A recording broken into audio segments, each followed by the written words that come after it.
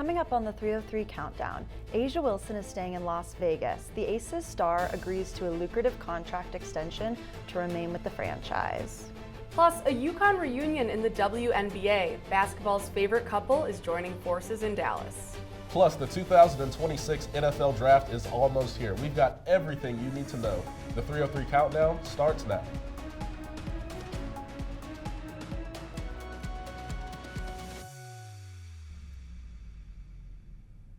Hello and welcome to episode 5 of the 303 Countdown. My name is Brock Morgan, joined by Sarah Force and Alex Strizek.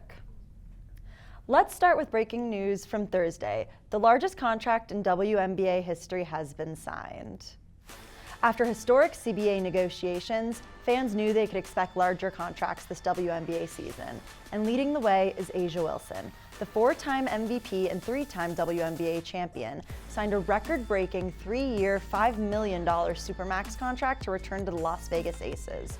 Wilson's deal broke the recently set record of $3.75 million over 3 years for Ezzy Magbiger, who'd signed just days prior with the Seattle Storm.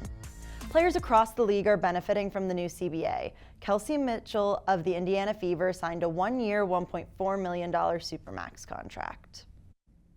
Let's stay in the W and talk Monday's draft. Shooting guard Azzi Fudd will officially be playing for the Dallas Wings in the upcoming WNBA season. The sharpshooter was selected first in the WNBA draft on Monday, making this the Wings' second consecutive #1 pick after selecting Paige Bueckers first overall in last year's draft. Notably, Fudd and Bueckers played together last year for UConn, where they won the 2025 NCAA championship title. Their chemistry on and off the court is undeniable, and I'm looking forward to seeing their names back together on a roster. Here's what Fudd had to say about the reunion. Our time at UConn felt like, it was just full of injury, full of either I was playing, she wasn't, she was playing, I wasn't. It wasn't until last year that we really got a chance to actually play together, and even then it wasn't a full season. So I feel like there's still so much left on the table and so much unknown on just so much potential with not just her, but the entire Dallas Wings roster. So I can't wait, obviously, to play with her again, but to play with every single one of them. Monday's exciting draft has me looking forward to the start of the WNBA season in May. Speaking of drafts, Brock, what are your thoughts on the NFL draft? The NFL Draft is just days away, and anticipation is building across the country. 32 teams have spent months scouting, analyzing, and preparing for what could be the most important few days of their offseason. This year's class is headlined by a few players. Big names like Heisman Trophy winner quarterback Fernando Mendoza, Doak Walker Award winner running back Jeremiah Love, and Jim Thorpe Award winner safety Caleb Downs are all expected to hear their names called early, in addition to being a Week 1 starter. Despite the Las Vegas Raiders agreeing to terms earlier this month with Kirk Cousins for $20 million guaranteed for the 2012 fourth-round draft pick, the franchise is expected to build around offensive weapons Brock Bowers and Ashton Jeanty.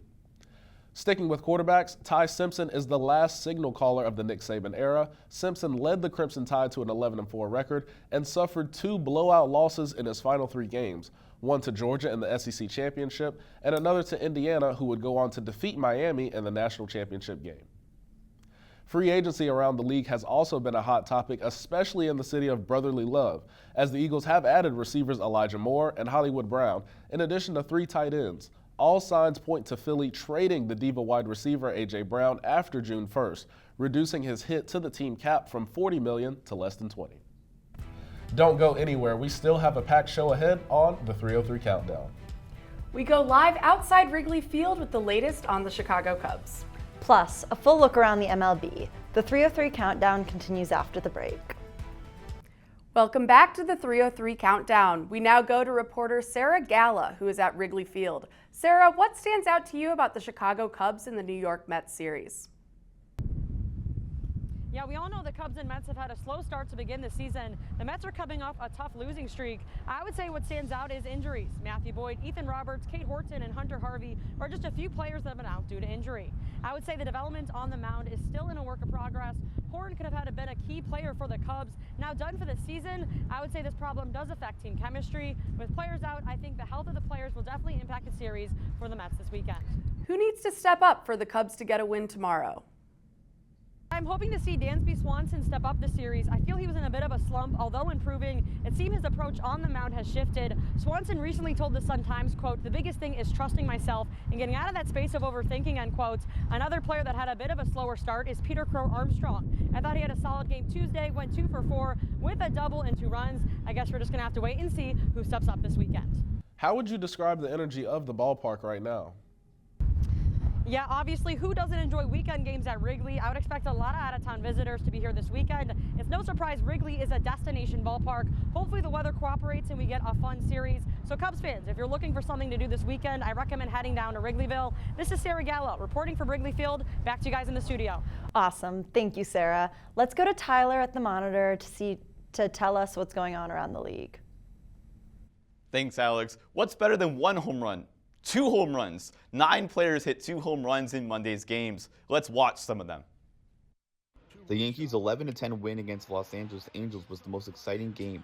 2 3-time MVPs, Aaron Judge and Mike Trout, traded blows in this slugfest. The pair are 2 of the greatest hitters since the turn of the century. Ultimately, the Yankees and Aaron Judge got the final laugh. Kyle Schwarber continued his chase for 500 career home runs, but 2 against his former team. During the offseason, Schwarber sat down with Anthony Rizzo and David Ross to discuss the 10-year anniversary of the 2016 World Series. On the field, though, he held no mercy against the Cubs. Nolan Arenado still has it. Well, on Monday he still did. Arenado and teammate Ketel Marte both torched 2 home runs, but the Diamondbacks lost 9-7 against the Baltimore Orioles. The pair combined for all 7 of the Diamondbacks' RBI in the loss. Josh Naylor also hit 2 home runs on Monday for the Seattle Mariners. He went 2 for 4 and added 5 RBI in a big American League West victory over the Houston Astros. His performance helped Seattle complete a 4-game sweep over Houston. Houston, we do have a problem. The Astros, once the best dynasty of the past 10 years, has the 2nd worst record in the American League this season. All in all, Trout, Judge, Schwarber, Arenado, Marte, Naylor, Jeremiah Jackson, Jake Berger, and Trent Grisham hit 2 home runs on April 13th. 9 players hit multiple home runs on the same day. According to MLB.com writer Sarah Langs, that's the 2nd highest amount of players to hit 2+ home runs on the same day in MLB history. Back to you guys at the desk. We'll be right back after this quick break. Rock looks ready. Yes, I am, Sarah. We will close the show with some hot topics. Stay tuned. You don't want to miss it. Welcome back. The sports media world has been set ablaze by the emerging photos of NFL insider Diana Russini hugging and spending time with Patriots head coach Mike Vrabel in and around a luxury hotel hot tub in Arizona. Many are split on what this means for women in sports. Did Russini bring us a step back, fulfilling the false narrative that women get insider information in exchange for sexual favors, or should we be going on a case-by-case basis? I mean, I'm happy to jump in first on this one. I think that part of being an NFL insider is getting close to a lot of these coaches. And while I don't think what she did was right, I do think that the line can't be drawn purely in terms of whether or not there's a level of intimacy there. I think plenty of male insiders also get questionably close to the coaches they cover, and we don't see the same outcry around that.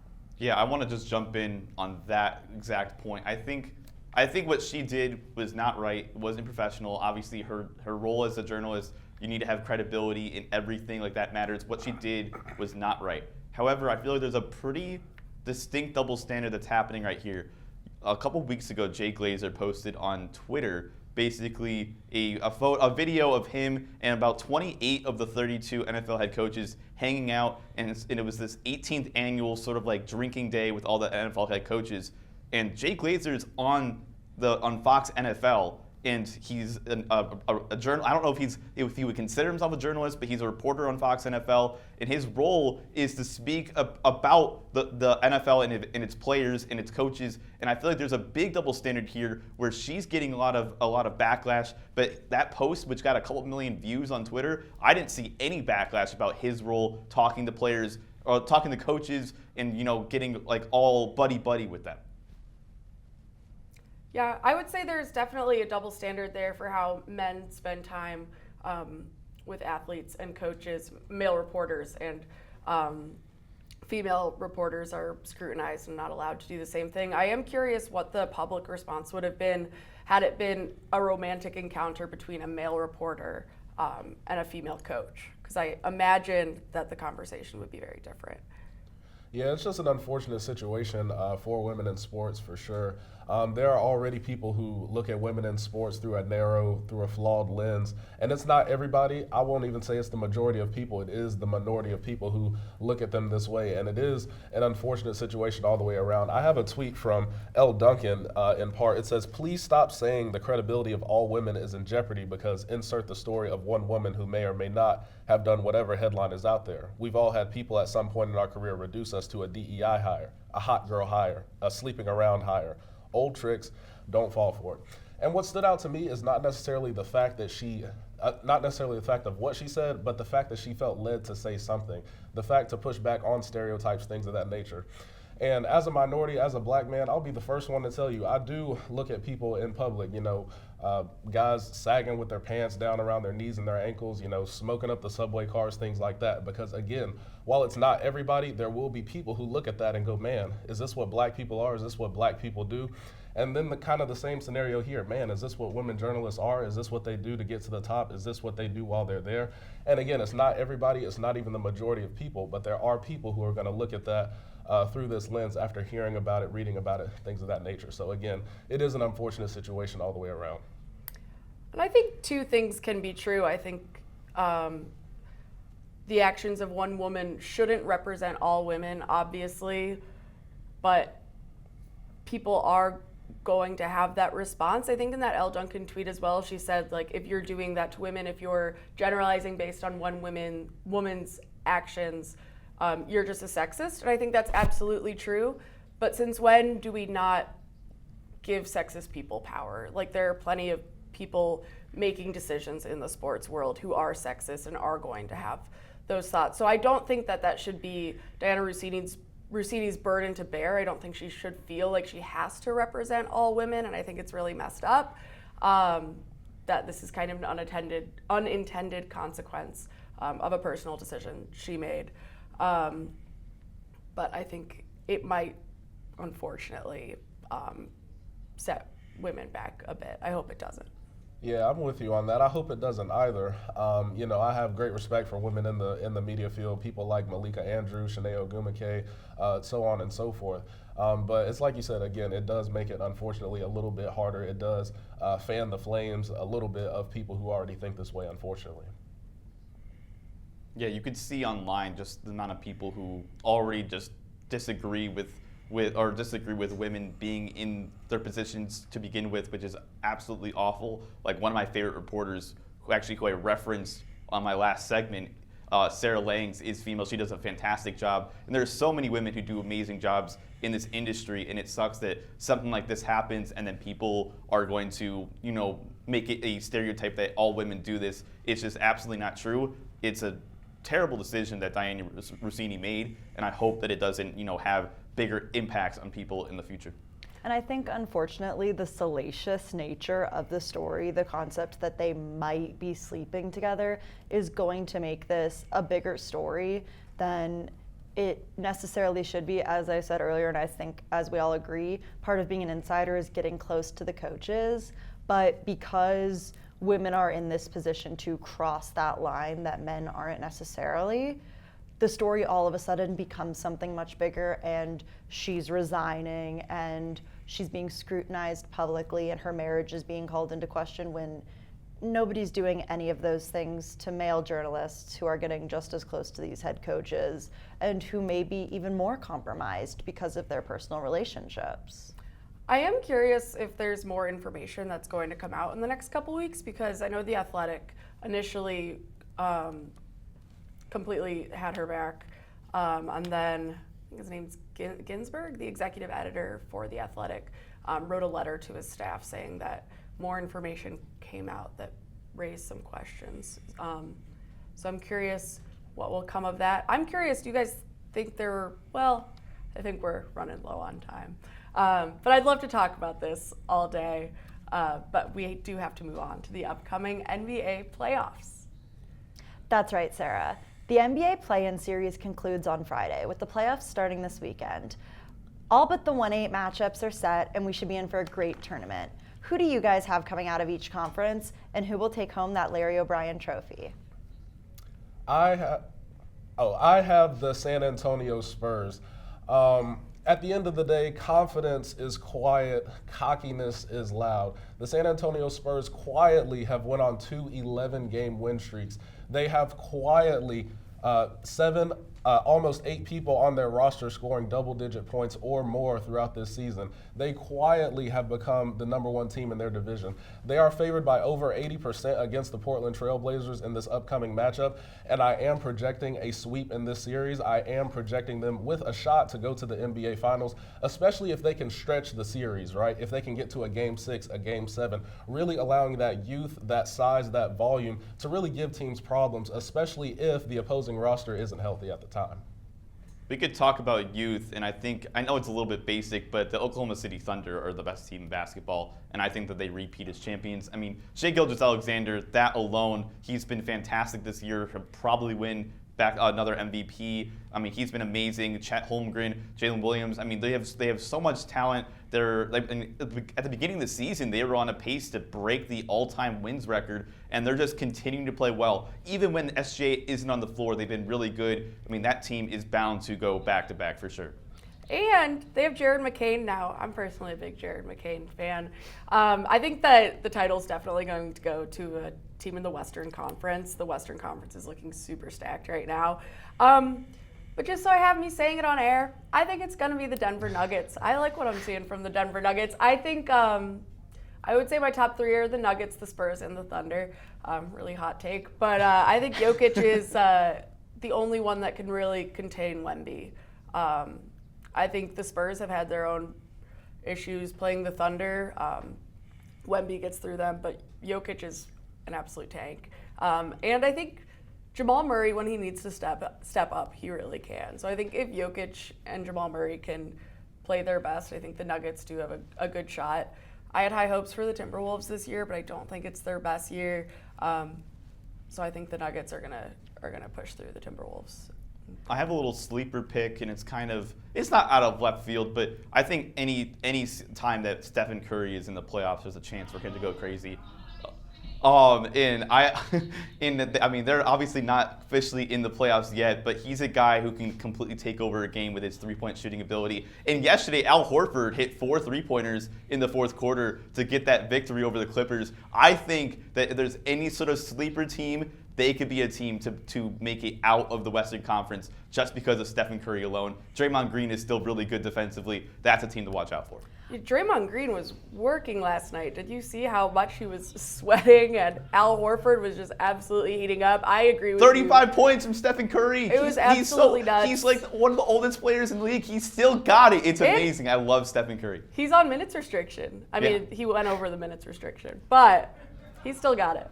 I mean, I think we're pretty much all in agreement that the winner of this year's NBA Finals is going to come out of the Western Conference. Tyler, quick question. Guess who asked me about the Golden State Warriors yesterday? Who asked you? Nobody. Nobody is worried about the Golden State Warriors. We love Steph Curry. We have respect for Al Horford, guys like that. But again, nobody is worried about this team making a serious run at an NBA championship. Just like nobody is worried about the Los Angeles Lakers. Of course, we have great respect for LeBron can agree James. on that one. It's a beautiful story that he's playing with his son, this, that, and the third. But at the end of the day, nobody is worried about this team. Nobody is taking this seriously. Well, let's give a little love to the East. I think a sleeper pick from the East could be the Celtics. We got Jason Tatum's back. What are people's thoughts? I mean, they're second in the conference with Jason Tatum for only a little bit. I don't know. I'm just trying to give the Eastern Conference. I mean, you could talk about the Pistons. I mean, they haven't made it to the finals since 2005, where they lost to the Spurs. I don't know. I mean, the East, there's a chance, but like I just think the 3 best teams in the league are in the Western Conference. Personally, the Spurs, the Thunder, and the Spurs, the Thunder, and who am I forgetting? Who am I forgetting right now? The Nuggets. Sorry about that. So yeah, I just think that the West is definitely one of the better, definitely the better conference so far this year. Oh, I want to be totally clear. I did not think someone from the Eastern Conference is going to win. I'm just saying maybe we'll see some good basketball out of the Eastern Conference. I mean, Cade Cunningham's had a really good year. He's That's true. definitely going to finish, I think, top 5 in NBA MVP voting. He's been awesome, but I think it's going to be a Western Conference team for sure. Yeah. I mean... You know what? I like watching the Timberwolves as well. So I want the Nuggets to beat the Timberwolves. But Anthony Edwards has been playing well. Julius Randle's healthy. They got Jaden McDaniels. I think the Timberwolves, I think if they weren't playing the Nuggets first round, I would see them doing all right. Just the Western Conference, as we've mentioned, is super stacked. When you have a team like the Boston Celtics, a team that has done a lot of winning both recently and traditionally, they're going to get a lot of attention from people like us, people in sports media. But my biggest thing is I don't necessarily trust that team to stay healthy down the stretch. Obviously, they've had a lot of gaps recently.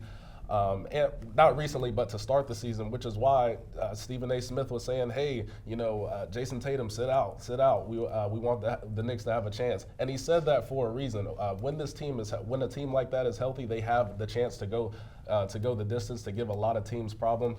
But if they're not healthy, they won't. I mean, it's just that simple. You can't help the team in the tub. And so that is really going to be a mark of these playoffs, who can stay healthy and who can stay in it to win it the longest. I agree. I mean, I think we saw with last year's run, 3 Achilles or ACL injuries. I mean, it really is going to be a competition of who can stay healthy, especially when the top of the Western Conference is so tight in terms of talent. One injury could really, especially in a league where one player can make such a difference, one injury can really make a difference in these playoffs. So the last thing I want to do is I want to give a lot of credit to the play-in tournament. So far this year, it's been really fun. Obviously, seeing the Hornets do what they do with Kobe White has been really good. North But Carolina. unfortunately, we're out of time on today's episode of the 303 Countdown. We hope you enjoyed our coverage of the WNBA, NFL, MLB, and NBA. There's way more to come this spring. Thanks for joining us.